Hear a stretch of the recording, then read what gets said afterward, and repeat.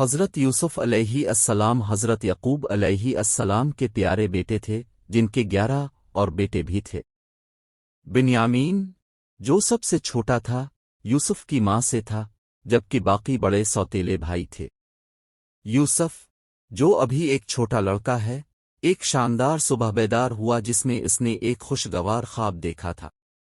وہ پرجوش ہو کر اپنے باپ کے پاس بھاگا اور کہنے لگا، اے میرے والد، میں نے 11 ستارے اور سورج اور چاند کو دیکھا ہے۔ میں نے انہیں اپنے سامنے سجدہ کرتے ہوئے دیکھا۔ حضرت یعقوب علیہ السلام کو یہ جان کر بہت خوشی ہوئی کہ ان کے پیارے بیٹے کو اللہ تعالیٰ نے نبوت کے لیے چنا ہے۔ تاہم یعقوب اس روایت پر اپنے بڑے بیٹوں کے ممکنہ رد عمل کے بارے میں فکر مند تھے، کیونکہ اگرچہ وہ ان کے ساتھ ایسا ہی سلوک کرتے تھے، لیکن وہ یوسف کے ساتھ حسد کرتے تھے۔ اس لیے اس نے یوسف کو خبردار کیا کہ وہ اپنے خواب کو اپنے بھائیوں سے بیان نہ کرے، ایسا نہ ہو کہ وہ اس کے زوال کی سازش نہ کرے۔ وقت کے ساتھ ساتھ یوسف کے بھائیوں کے دلوں میں بغض بڑھتا چلا گیا۔ وہ یوسف سے حسد کرتے تھے کیونکہ انہیں لگتا تھا کہ وہ خاص تھا اور وہ نہیں تھے۔ اپنے جذبات پر قابو نہ پا کر انہوں نے یوسف کو کنویں میں پھینک کر اس سے جان چھڑانے کا منصوبہ بنایا۔ چنانچہ ایک دن وہ اپنے والد کے پاس پہنچے اور مشورہ دیا کہ وہ یوسف کو ان کے ساتھ باہر جانے کے لیے بھیج دے۔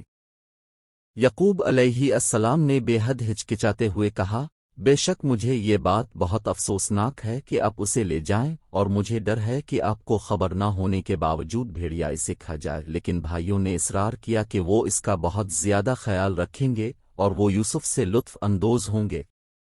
دوسرے دن یوسف اپنے بھائیوں کے ساتھ روانہ ہوا۔ انہوں نے بہت دور تک ایک کنویں کے تعاقب میں اتنا گہرا سفر کیا کہ وہ اپنے بھائی کو اندر ڈال سکیں۔ آخر کار جب وہ کنویں پر پہنچے تو پانی پینے کے بہانے اسے اس تک لے گئے، اسے پکڑ کر اس کی قمیض اتار دی۔ یوسف جدوجہد کرنے لگا اور انہیں چھوڑنے کی التجا کی۔ بھائیوں نے بلاخر یوسف کو قابو کر کے کنویں سے نیچے پھینک دیا اور گھر واپس بھاگ گئے۔ بھائی یوسف کی قمیض لے کر اپنے باپ کے پاس پہنچے جو بھیڑوں کے خون سے لتھڑی ہوئی تھی۔ وہ پکار اٹھے کہ اے ہمارے ابا، ہم آپس میں دوڑتے ہوئے نکلے اور یوسف کو اپنے مال سمیت چھوڑ دیا اور اسے بھیڑیا کھا گیا۔ یعقوب کو ان کی کہانی پر شک تھا، اس کے دل میں یقین تھا کہ اس کا بیٹا ابھی زندہ ہے اور ان بھائیوں کو شیطان کی طرف سے برائی کرنے پر آمادہ کر رہا ہے۔ اس نے ریمارکس دیے کہ بھیڑیا واقعی قابل رحم تھا کہ اس کے بیٹے کو اس کی قمیض پھاڑے بغیر کھا گیا۔ انہوں نے غم کو صبر کے ساتھ برداشت کیا اور اپنے بیٹے کی بحفاظت واپسی کے لیے دعا کی۔ اس دوران یوسف پتھر کے ایک کنارے سے چمٹنے میں کامیاب ہو گیا۔ اس نے اللہ سے نجات کی دعا مانگی۔ کچھ ہی دیر میں مصر جانے والا ایک قافلہ پانی لانے کے لیے اس کنویں پر آ کر رکا۔ پانی کے دراز نے اپنی بالٹی اٹھائی اور خوبصورت لڑکے کو رسی سے چمٹا دیکھ کر حیران رہ گیا۔ قافلہ والوں نے فوراً یوسف کو بیڑیاں پہنا کر مصر لے گئے۔ یہاں اسے نیلام کیا گیا اور سب سے زیادہ بولی لگانے والے کو غلام کے طور پر فروخت کیا گیا، جو کہ خزانچی العزیز تھا۔ یوسف کا نیا آقا، جس کی کوئی اولاد نہیں تھی، مکمل طور پر یوسف کے ساتھ لے جایا گیا۔ اس نے اپنی بیوی سے کہا کہ وہ یوسف کی اچھی دیکھ بھال کرے اور وہ اسے غلام کے طور پر استعمال کر سکتے ہیں یا بیٹے کے لیے لے سکتے ہیں۔ یوسف نہ صرف ایک خوبصورت نوجوان کے طور پر بڑا ہوا بلکہ اللہ کی طرف سے انہیں غیر معمولی علم اور حکمت سے بھی نوازا گیا۔ اس کی ایمانداری نے العزیز کا دل جیت لیا، جس نے یوسف کو اپنے گھر کی ذمہ داری سونپی۔ اس عرصے کے دوران یوسف کو اپنی دوسری آزمائش کا سامنا کرنا پڑا۔ العزیز کی بیوی زلقہ، جو یوسف کو دن بدن دیکھتی تھی، اس کے بارے میں جذباتی ہونے لگی۔ اس کا جنون اس حد تک بڑھ گیا جہاں وہ اپنی خواہش پوری کرنے کے لیے بے چین تھی۔ ایک دن جب اس کا شوہر گھر سے دور تھا تو اس نے دروازے بند کر کے یوسف کو اپنے پاس بلایا۔ یوسف نے اللہ سے ڈرتے ہوئے جواب دیا، میں اللہ کی پناہ مانگتا ہوں۔ بے شک وہ میرا آقا ہے جس نے میرا ٹھکانہ بنایا ہے۔ بے شک ظالم کامیاب نہیں ہوں گے۔ اس نے منہ پھیر لیا اور بچنے کے لیے بند دروازے کی طرف بھاگا۔ زلقا نے مایوسی کے عالم میں اس کا پیچھا کیا اور اس کی قمیض کو پیچھے سے پکڑ لیا جس سے اس کی قمیض پھٹ گئی۔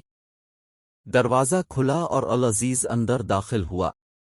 وہ شرمندہ ہو کر اس کے پاس بھاگی اور پکارنے لگی کہ جس نے تمہاری بیوی کے لیے برائی کا ارادہ کیا اس کی سزا اس کے سوا کیا ہے کہ اسے قید کر دیا جائے اور دردناک سزا دی جائے۔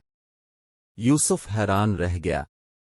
اس نے اپنی مالکن کے دعوے کی تردید کرتے ہوئے کہا، یہ وہی تھی جس نے مجھے بہکانا چاہا۔ العزیز ایک منصف مزاج آدمی تھا۔ وہ الجھن میں تھا کہ کس پر یقین کرے۔ چنانچہ اس نے اپنی بیوی کے کزن سے مشورہ کیا۔ اگر اس کی قمیض آگے سے پھٹی ہوئی ہے تو اس نے سچ کہا ہے اور وہ جھوٹوں میں سے ہے۔ کزن نے مشورہ دیا۔ اس طرح یوسف کی بے گناہی ثابت ہو گئی۔ العزیز نے اپنی بیوی کی بے حیائی پر معافی مانگی اور یوسف سے رازداری کی قسم کھائی۔ بہرحال زلقا کے تعاقب کی کہانی پھیل گئی۔ دوسری خواتین اس کے کردار کا مذاق اڑانے لگیں۔ پریشان ہو کر زلقا نے یوسف کی غیر معمولی خوبصورتی پر اپنے بے بس رد عمل کو ثابت کرنے کا منصوبہ بنایا۔ چنانچہ اس نے ان خواتین کو ایک دن اپنی رہائش گاہ پر ضیافت میں مدعو کیا۔ وہاں اس نے انہیں چھریوں کے ساتھ پھل پیش کیا۔ جب عورتیں پھل کاٹتے ہوئے خوش گپیوں میں مصروف تھیں تو زلقا نے یوسف کو بلایا۔ عورتوں نے اس کی طرف دیکھا۔ اس طرح کے فرشتہ حسن پر حیران ہو کر انہوں نے اپنے ہاتھ کاٹ ڈالے، یہاں تک کہ وہ یہ بھی نہیں سمجھتے تھے کہ ان کے پاس تھا۔ زولائکا نے اس لمحے سے فائدہ اٹھاتے ہوئے اعلان کیا کہ یہ وہی آدمی ہے جس کے لیے اس پر الزام لگایا گیا تھا۔